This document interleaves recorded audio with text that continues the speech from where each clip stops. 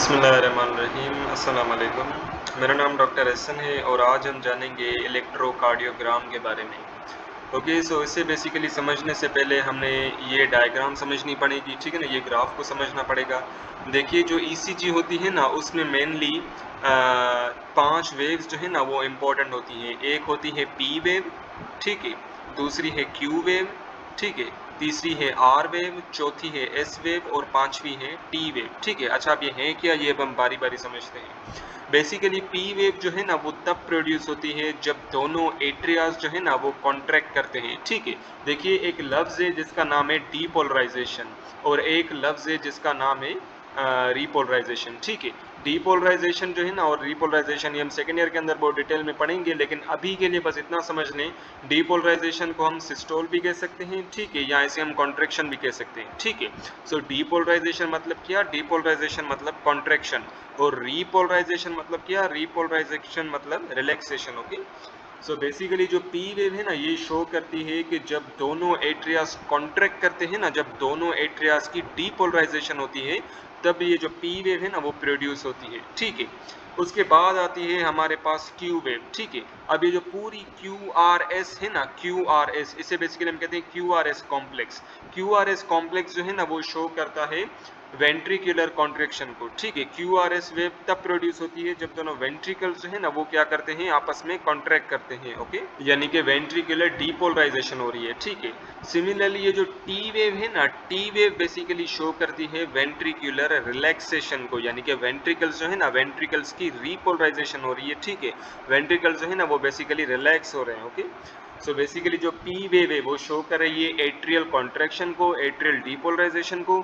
Q R S complex जो ये show कर रहा है वेंट्रिकुलर कॉन्ट्रैक्शन को, वेंट्रिकुलर डीपोलराइजेशन को, और टी वेव जो है ना ये शो कर रही है वेंट्रिकुलर रिलैक्सेशन को या वेंट्रिकुलर रीपोलराइजेशन को, ठीक है। अब देखिए ये पी वेव से लेके इस आर वेव तक, ठीक है, ये जो पूरा डिस्टेंस है, ये जो पूरा इंटरवल है ना, इसे बेसिकली हम कहते हैं पी आर इंटरवल, ठीक है। सिमिलरली ये जो क्यू वेव है, ठीक है ना, यहाँ से ये जो क्यू वेव है, क्यू वेव से लेके टी वेव तक, ठीक है, यहाँ से जितना भी डिस्टेंस है ना, ये जो पूरा डिस्टेंस है या इस पूरे इंटरवल को हम कहेंगे क्यू टी इंटरवल, ठीक है।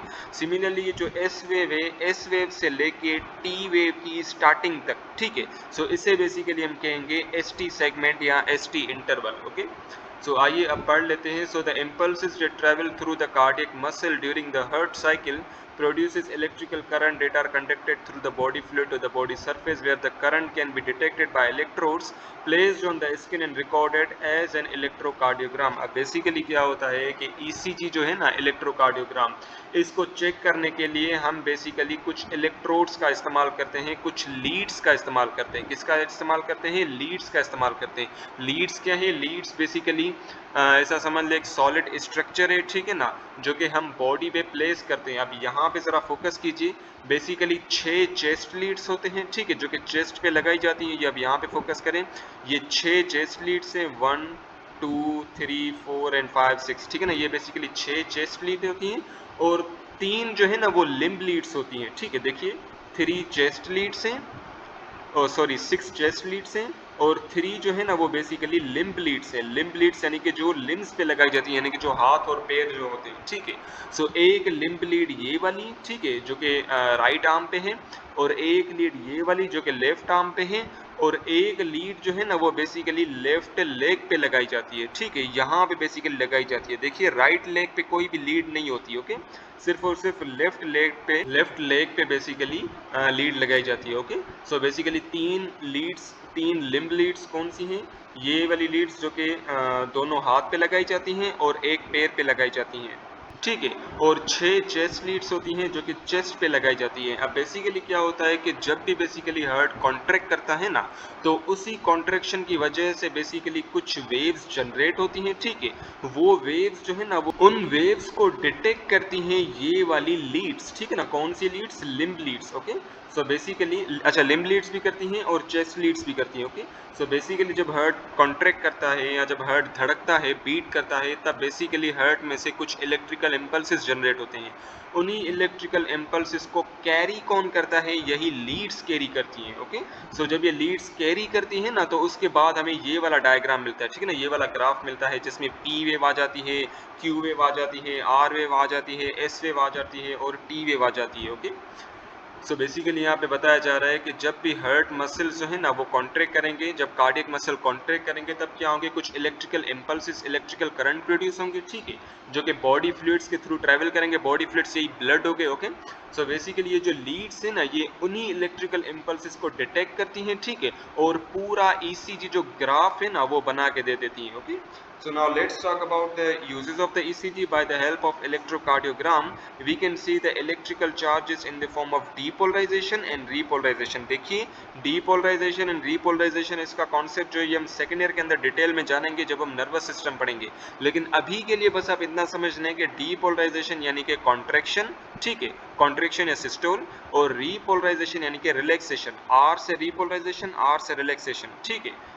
So basically repolarization का मतलब है रिलैक्सेशन या diastole. Okay, so depolarization of the atrial fibers of the SA node produces the P wave. देखिए, जब भी एट्रियाज जो है ना, एट्रियाज जब दोनों एट्रियाज कॉन्ट्रैक्ट करेंगे, जब वो डीपोलराइज होंगे तब क्या होगा, तब बेसिकली पी वेव प्रोड्यूस होगी। Okay, the ventricles of the heart are in diastole during the expression of the P wave on the ECG recording। देखिए, जाहिर सी बात है, जब एट्रियास कॉन्ट्रैक्ट करेंगे तब वेंट्रिकल्स क्या करेंगे, तब वेंट्रिकल्स रिलैक्स करेंगे। तो जब भी P वेव प्रोड्यूस होगी, यानी कि जब एट्रियल डायस्टोल एट्रियल सिस्टोल हो रहा है, तो उस टाइम पे क्या होगा, वेंट्रिकल डायस्टोल होगा, ठीक है, यानी कि जिस टाइम पे एट्रियल डीपोलराइजेशन हो रही है उस टाइम पे क्या होगा, उस टाइम पे वेंट्रिकुलर रिपोलराइजेशन होगी। Okay, the PR interval is the period of time starting from the P wave to the beginning of QRS complex. This interval indicates the amount of time required for the SA depolarization to reach the ventricles. अच्छा देखिए, अब ये PR interval क्या है, अब इसको मैं दोबारा से समझाऊं। PR interval जो है ना, PR interval बेसिकली स्टार्ट होता है from the starting of the P wave, ठीक है ना, P wave जहां से स्टार्ट हो रही है यहाँ से लेके ओ यहाँ Q wave तक, ठीक है। सो इस इंटरवल को बेसिकली हम कहेंगे PR इंटरवल। ओके, और ये PR इंटरवल बेसिकली शो क्या कर रहा है, PR इंटरवल बेसिकली शो कर रहा है कि जब SA नोड से जब इलेक्ट्रिकल चार्जेस या इलेक्ट्रिकल इंपल्सेस जनरेट हो रहे हैं वो गए AV नोड के पास, और फिर AV नोड से वो गए वेंट्रिकल्स के पास, ठीक है। तो वो वाला टाइम पीरियड जब इलेक्ट्रिकल इंपल्सेस वेंट्रिकल के पास पहुंचे, वेंट्रिकल्स के पास जाएं, तो उसको बेसिकली PR इंटरवल जो है ना वो डिनोट कर रहे हैं या शो कर रहे हैं। Okay, then we have the QRS complex begins as a short downward deflection Q wave, ठीक है ना। देखिए, Q वेव जो है ना वो नीचे की तरफ जा रही है, ठीक है, Q वेव बेसिकली नीचे की तरफ जा रही है, थोड़ी सी डाउनवर्ड डिफ्लेक्शन है, और R वेव जो है ना वो ऊपर की तरफ जा रही है, अपवर्ड डिफ्लेक्शन है। Okay, so continue as a sharp upward spike R and and as a downward deflection which is the S wave. देखिए, QRS कॉम्प्लेक्स में सबसे पहले नीचे डाउनवर्ड डिफ्लेक्शन हो रही है Q वेव की, उसके बाद अपवर्ड डिफ्लेक्शन हो रही है R वेव की, और उसके बाद फिर से डाउनवर्ड डिफ्लेक्शन हो रही है S वेव की। देखिए, Q वेव नीचे की तरफ जा रही है, S वेव भी नीचे की तरफ जा रही है, लेकिन जो R वेव है ना, R वेव बेसिकली ऊपर की तरफ जा रही है, और जो पूरा QRS कॉम्प्लेक्स है ना, ये इंडिकेट कर रहा है डीपोलराइजेशन ऑफ द वेंट्रिकल्स, ठीक है, यानी कि वेंट्रिकल्स क्या कर रहे हैं, कॉन्ट्रैक्ट कर रहे हैं, डीपोलराइजेशन यानी कि डीपोलराइजेशन वाले मूड में। Okay, the ventricles are in systole, ठीक है ना, यानी कि वेंट्रिकल सिस्टोलिक कंडीशन में है, and the blood is ejected from the heart, ठीक है। जब वेंट्रिकल्स कॉन्ट्रैक्ट करेंगे तब ब्लड कहाँ पे जाएगा, ब्लड बेसिकली हार्ट से इजेक्ट होगा, आउट होगा और बॉडी की तरफ जाएगा। Okay, the time duration known as the ST segment represent the period between the completion of the ventricular depolarization and initiation of the repolarization। देखिए, T wave जो है ना, T wave बेसिकली शो कर रही है ventricular repolarization को, यानी कि वेंट्रिकल्स क्या कर रहे हैं, वेंट्रिकल्स जब रिलैक्स करेंगे तब T wave जो है ना वो प्रोड्यूस होगी। ओके, अच्छा, अब जो ST सेगमेंट है ना, ST सेगमेंट बेसिकली रिप्रेजेंट कर रहा है time interval between the ventricular repolarization and ventricular depolarization, ठीक है। वेंट्रिकुलर कॉन्ट्रैक्शन, अब देखिए QRS कॉम्प्लेक्स में क्या हो रहा है, वेंट्रिकुलर कॉन्ट्रैक्ट करें ना, तो वेंट्रिकल के कॉन्ट्रैक्शन के खत्म होने तक और वेंट्रिकुलर के रिलैक्सेशन के स्टार्टिंग तक, ठीक है, ये जो पूरा इंटरवल है ना, ये जो पूरा टाइम इंटरवल है उसे बेसिकली हम ST इंटरवल कहते हैं, या ST इंटरवल इसको शो कर रहा है। देखिए, मैं दोबारा से बता देता हूँ, QRS कॉम्प्लेक्स किसको शो कर रहा है, वेंट्रिकुलर डीपोलराइजेशन को, ठीक है, यानी कि वेंट्रिकल्स क्या करें, कॉन्ट्रैक्ट करें।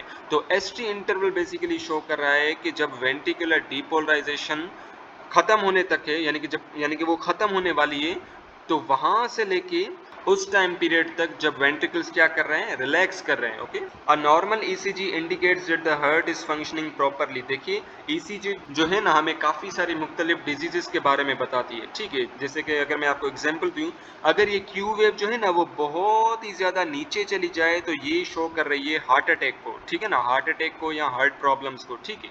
जब क्यू वेव बहुत ही ज्यादा नीचे चली जाए तो बेसिकली ये शो कर रही है हार्ट प्रॉब्लम्स को, ठीक है। सो बेसिकली ईसीजी के थ्रू हमें काफ़ी सारी चीज़ें जो है ना वो पता चलती हैं। सो बेसिकली ईसीजी जो है ना वो नॉर्मल होना ज़रूरी है, ठीक है ना। नॉर्मल पी वेव होनी चाहिए, normal Q wave, normal R wave, normal S wave और नॉर्मल टी वेव होनी चाहिए, ठीक है। So the second wave QRS complex occur just prior to the ventricular contraction.